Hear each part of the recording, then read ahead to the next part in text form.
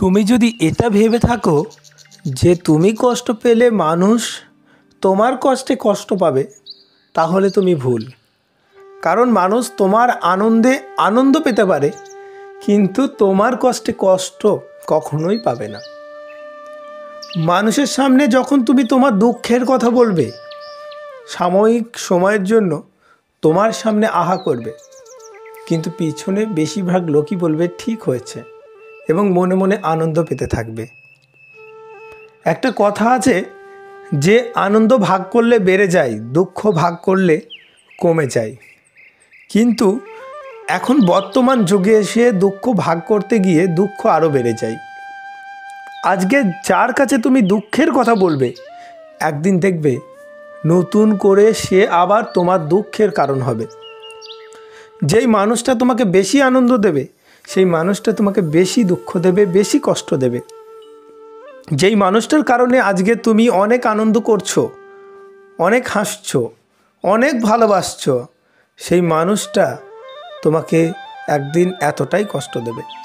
রবি ঠাকুর বলেছেন যে ভালোবাসার আগে তোমাকে দুঃখ সহ্য করার ক্ষমতা রাখতে হবে।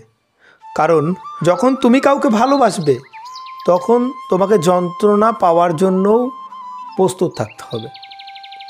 এক বুক ভালোবাসা যদি তাকে দিতে যাও, তোমাকে এক বুক যন্ত্রণাও সহ্য করতে হবে একদিন। যে আজকে তোমার হাসির কারণ, একদিন সে তোমার দুঃখের কারণ হতেও পারে, সেটা কেউ বলতে পারবে না। আজকে যার সঙ্গে কথা না বলে তুমি থাকতে পারছো না, যার সঙ্গে কথা না বললে একটা দিন মনে হয় একটা বছর, হয়তো একটা দিন আসবে সেই মানুষটার সঙ্গে কথাই হবে না। যে মানুষটা তোমাকে বলেছিল আমি তোমাকে ছাড়া বাঁচব না, সেই মানুষটাও বেঁচে থাকবে, তুমিও বেঁচে থাকবে, কিন্তু হয়তো তুমি থাকবে না তার কাছে, বা সে তোমার কাছে থাকবে না।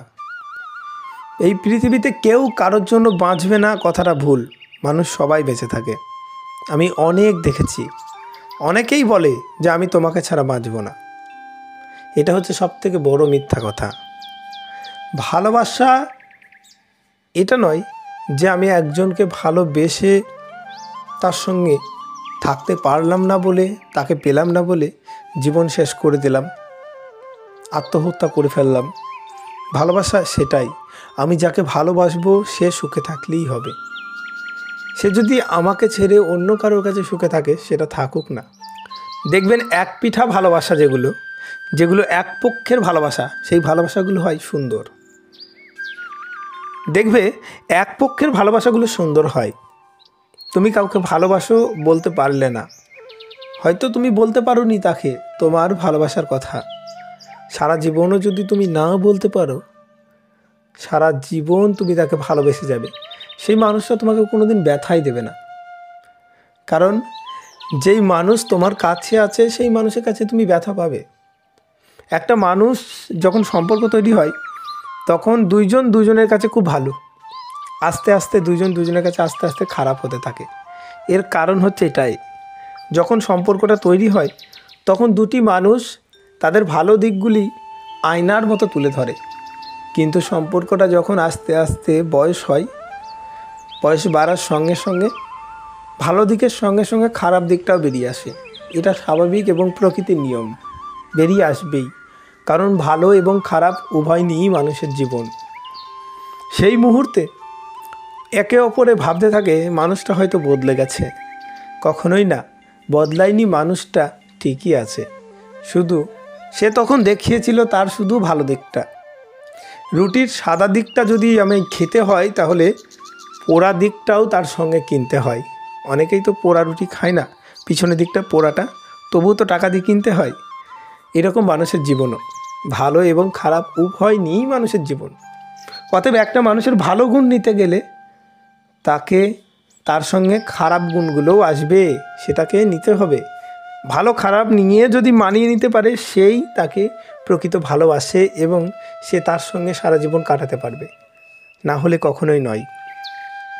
যে তোমাকে সত্যিকারের ভালোবাসবে, তোমার ভুলগুলিকে ধরিয়ে দেবে এবং তোমাকে শুধরে দিয়ে থেকে যাবে। আর যে তোমার কাছ থেকে বেরিয়ে যাবে, সত্যিকারের ভালোবাসে না, সে তোমার ভুলগুলিকে ধরিয়ে দেবে বারবার করে এবং সে বেরিয়ে যাবে। তোমাকে ছেড়ে দেবে। হজরতে আলী বলেছেন, যে তোমার গুণ ভুলে যায় আর দোষ মনে রাখে সেই মানুষের সঙ্গে কখনো সম্পর্ক করো না। কারণ এই ধরনের মানুষের সঙ্গে সম্পর্ক করলে তুমি নিজেকে নিজেই ছোট করবে একটা দিন। কারণ সে তোমার গুণটাকে ভুলে যাবে আর দোষটাকে বারবার তোমার সামনে ধরিয়ে দেওয়ার চেষ্টা করবে।